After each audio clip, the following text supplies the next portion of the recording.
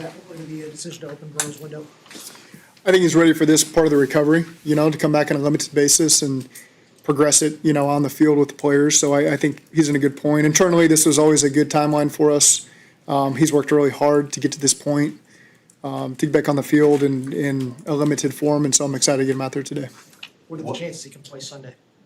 We're not looking at him playing Sunday, no. This is, start with this week. He's got the 21-day window that we've activated, and so the timeline will be beyond that, but beyond this week, I should say. That's where we're at, so we're excited to get him out there. What do limited activities look like, Zach? Well, he wouldn't do 11 on 11, especially in these early phases of things. So, again, this is just day one. We'll start with day one.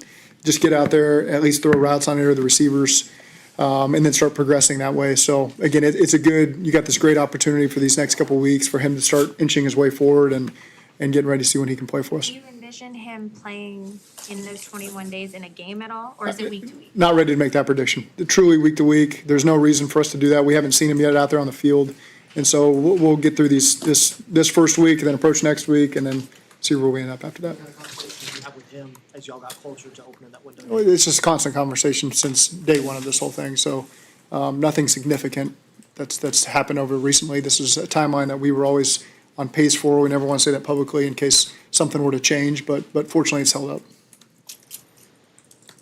You hope it's a shot in the arm, Zach, just for the locker room, knowing that, hey, this door isn't closed, and as you've said all along, that it's a real possibility he can come back. I think so. I mean, he's one of the best players in the world, and so anytime that player comes back, and players have seen how hard he's been working behind the scenes, with the trainers and strength coaches and all that kind of stuff. So I think it's exciting when you see a guy who's put so much into coming back, seemingly on the front end of a difficult injury. You have to look at different timelines, and he's done everything he can to get himself back on the field, and so now this is just the next stage in his progression.